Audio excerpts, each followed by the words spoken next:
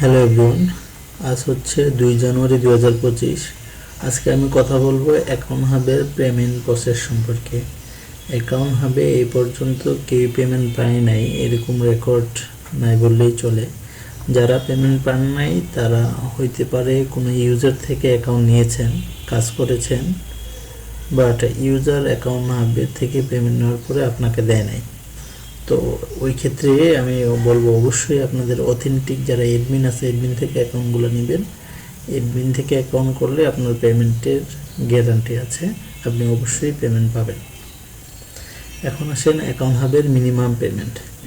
বর্তমানে 2025-এ account হাবের minimum payment হচ্ছে 100 টাকা। আপনার যে ইউনিটটা বর্তমানে দেখেন এটা হচ্ছে টাকাতে, তো ওই টাকায় যদি আপনারা 100 টাকা প্লাস হয়, 100 টাকা 5,000 10,000 হয়, তাহলে আপনি পেমেন্ট পাবেন। পেমেন্ট সিস্টেমটা হচ্ছে অ্যাকাউন্ট হাবের মান্থলি, মাস শেষে আপনার পেমেন্টটা দেওয়া হয়। তার মানে আপনারা ডিসেম্বর মাসে যদি 100 টাকার উপরে ইনকাম করেন, ওইটা জানুয়ারি মাসে 1 থেকে 10 তারিখের মধ্যে আপনারা পেমেন্টটা পেয়ে যাবেন। তো কেন 10 তারিখ? কারণ হচ্ছে হলিডে থাকে, ব্যাংক অফ থাকে, এবং এখানে কিছু স্টেপ আছে যেটা কোম্পানি করে থাকে। যেমন হচ্ছে ইনভয়েস জেনারেট করে, ইনভয়েসগুলো আপনার আনপেড থাকে প্রথমে, আফটার অল তারপরে হচ্ছে পেইড হয়, যেমন এখানে পেইড হয়। এই প্রসেসগুলো কমপ্লিট করতে 5-6 দিন টাইম লাগে, এজন্য সর্বোচ্চ 10 দিন আমি টাইম নিই। ঠিক আছে, 10 দিনের মধ্যে আপনি অবশ্যই পেমেন্ট পাবেন। যদি এর মধ্যে না পান, আমার যারা ইউজার আছেন আমার আন্ডারের, তারা আমার টেলিগ্রাম গ্রুপে নক দিবেন, অবশ্যই আপনার পেমেন্টটা ক্লিয়ার করে দেওয়া হবে। এবং এখানে একটা জিনিস মাথায় রাখেন, 1 মাসের পেমেন্ট যদি অন্য মাসে চান তাহলে কিন্তু আমি দিতে পারবো না। ঠিক আছে, দিতে পারবো না বলতে আপনার ডিসেম্বর মাসের পেমেন্ট আপনি এই জানুয়ারি মাসেই 10 তারিখের মধ্যে যদি না পান, ওই মাসের মধ্যে আমার থেকে নিয়ে নেবেন। যদি আপনারা আইসা বলেন ভাই আমার তো সেপ্টেম্বর মাসের পেমেন্ট আছে, যেটা আপনি অক্টোবরে নেওয়ার কথা ছিল, নেন নাই, ঠিক আছে, এখন যদি আইসা বলেন, এগুলো আমি দিতে পারবো না, কারণ আমার এডমিনে 1 মাসের হিস্টোরি থাকে। সো আপনার যে মাসে কাজ করবেন এই পরবর্তী মাসেই আমার থেকে পেমেন্টটা বুঝে নেবেন। ওকে, তাহলে পেমেন্ট পাওয়ার জন্য কি করতে হবে, যেটা হচ্ছে সবার কোশ্চেন। আমি কিন্তু কোশ্চেনের অ্যান্সারগুলো স্টেপ বাই স্টেপ দিচ্ছি, এতে করে আপনাদের আমাকে আর কোশ্চেন করতে হবে না। এবং ফুল ভিডিওটা দেখবেন, যারা এগুলো জানেন তারাও দেখবেন, যারা জানেন না তারাও দেখবেন। হ্যাঁ, যদি ফুল ভিডিও না দেখে আমার কোনো কোশ্চেন করেন, আমি আপনার কোশ্চেনের কোনো অ্যান্সারই দিব না। তো পেমেন্ট পাওয়ার জন্য আপনাকে কী করতে হবে? পেমেন্ট পাওয়ার জন্য আপনাকে ব্যাংক অ্যাড্রেস অ্যাড করতে হবে। ব্যাংক অ্যাড্রেস যদি অ্যাড না করেন, আপনার এরকম ইনভয়েসগুলো হবে না। ঠিক আছে, তো আপনি একটা নতুন অ্যাকাউন্টে ব্যাংক অ্যাড্রেস অ্যাড করে দেখাচ্ছি। যেমন এটা একটা নতুন অ্যাকাউন্ট, তো এটা আমি ব্যাংকে গেলাম, ব্যাংকে দেখতে পাচ্ছেন নো রেজাল্ট ফাউন্ড, এখানে কোনো ব্যাংক অ্যাড করা নাই। ঠিক আছে, তো আপনি যদি ক্রিয়েটে যান, এই জায়গায় আপনার প্রথমে ব্যাংকে যে নাম ছিল নামটা দিবেন, অ্যাকাউন্ট নম্বর দিবেন। বর্তমানে ডাচ বাংলা ব্যাংক ছাড়া অন্য ব্যাংকে অ্যাকাউন্ট হাব পেমেন্ট দিচ্ছে না। ঠিক আছে, তো আমরা যারা এডমিন আছি তারা অবশ্যই ডাচ বাংলা ব্যাংকের অ্যাকাউন্ট আছে, তাদের অ্যাকাউন্টেই আমাদের পেমেন্টগুলো আসে। ঠিক আছে, তো এটা হয়তো 1-2 মাস পরে আপডেটও হতে পারে। তো বর্তমানের পরিস্থিতিতে ডাচ বাংলা ব্যাংক ছাড়া অন্য ব্যাংকে অ্যাকাউন্ট দিচ্ছে না, তাইলে আপনার অবশ্যই ডাচ বাংলা ব্যাংকের অ্যাকাউন্ট লাগবে।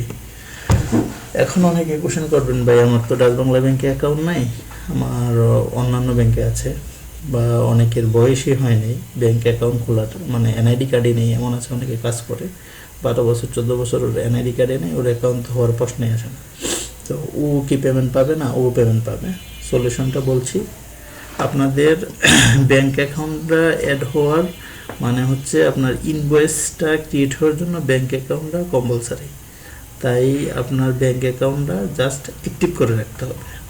যদি আপনার অ্যাকাউন্ট না থাকে, আপনার বাবা বা মায়ের কারো যদি ডাচ বাংলা ব্যাংকের অ্যাকাউন্ট না থাকে, সেই ক্ষেত্রে আপনারা আমার এই ডিফল্ট যে অ্যাকাউন্টটা, ঠিক আছে, ডাচ বাংলা ব্যাংক, এইটা দিয়ে দিবেন। ঠিক আছে, এখানে ইসফট আইটি অ্যাকাউন্ট নাম্বার হচ্ছে এইটা, আমি দিয়ে দিচ্ছি, ডিসক্রিপশনে এই অ্যাকাউন্টটা থাকবে, এটা দিয়ে দিবেন। যেমন এই অ্যাকাউন্টটা আমি অ্যাড করে দেখাই, যেমন এটা আপনার নেমে ইসফট আইটি দিলেন, দেন হচ্ছে অ্যাকাউন্ট নম্বরে অ্যাকাউন্ট নম্বর দিলেন, ডাচ বাংলা সিলেক্ট, এন হচ্ছে ব্রাঞ্চ। ওকে, এটা দিয়ে জাস্ট আপনারা অ্যাড দিয়ে দিবেন যাদের অ্যাকাউন্ট নাই। আর যদি থাকে তারা তো রাজবাংলা ব্যাংকের অ্যাকাউন্ট অ্যাড করলেন, অসুবিধা নাই, আপনারা অ্যাড করে দিলেন। আমি এটা অ্যাড করে দিলাম, দেখেন অ্যাড হইল। ওকে, এবার আপনাদের কাজ কি হবে? আপনাদের কাজ হবে এই অ্যাকাউন্টটা অ্যাক্টিভ করে দেওয়া, মাস্ট বি অ্যাক্টিভ।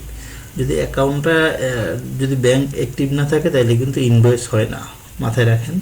অ্যাকাউন্ট যদি অ্যাক্টিভ না থাকে ইনভয়েস হয় না, ইনভয়েস না হলে আমি পেমেন্ট দিতে পারবো না।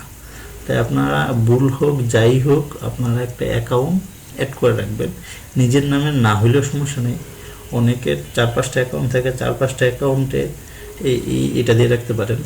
এটা আমার ইউজার সবার জন্য জাস্ট দিয়ে রাখবেন, তাহলে আপনাদের ইনভয়েসটা আসবে এবং ওই ইনভয়েসটাই আমাকে টেলিগ্রামে দিবেন। দেওয়ার পরে আমি আপনাদের বিকাশ, নগদ, রকেটে পেমেন্টটা দিয়ে দিব। ঠিক আছে, হয়তো আপনার অ্যাকাউন্ট নেই, বাট আপনার বিকাশ তো অ্যাকাউন্ট আমি মনে করি সবারই আছে। তো বিকাশে নেওয়ার জন্য আপনারা যে কোনো একটা ব্যাংক অ্যাড করবেন। অ্যাড করার পরে এই যে অ্যাক্টিভ বাটন, এটাকে অ্যাক্টিভ করে গ্রিন কালার করে দিবেন, তাহলে আপনার এই ব্যাংকের কাজ শেষ। ঠিক আছে, তো এইটা আপনাকে দিয়ে দিলেন। দেওয়ার পরে আপনার ইনভয়েস ক্রিয়েট হবে। এখানে যদি পেমেন্টে যান তাহলে দেখবেন আপনার ইনভয়েস ক্রিয়েট হবে যদি ব্যাংক অ্যাকাউন্ট অ্যাক্টিভ থাকে। অ্যাক্টিভ না থাকলে 100 টাকা প্লাস হলে কিন্তু ইনভয়েস হবে না। যেমন আমি এই অ্যাকাউন্টটা দেখাই, এই দেখেন পেমেন্টে গেলে, এটা পুরাতন অ্যাকাউন্ট, ওটা নতুন ছিল। পেমেন্টে গেলে আপনাদের এই যে টোটালি ইনভয়েসগুলো আছে।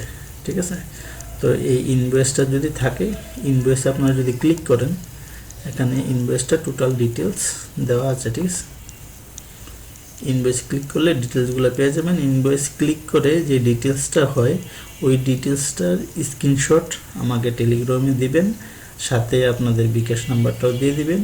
ওই বিকাশের মাধ্যমে আমি আপনাদের পেড করে দিব। আশা করি বিষয়টা বুঝতে পারছেন। সরি।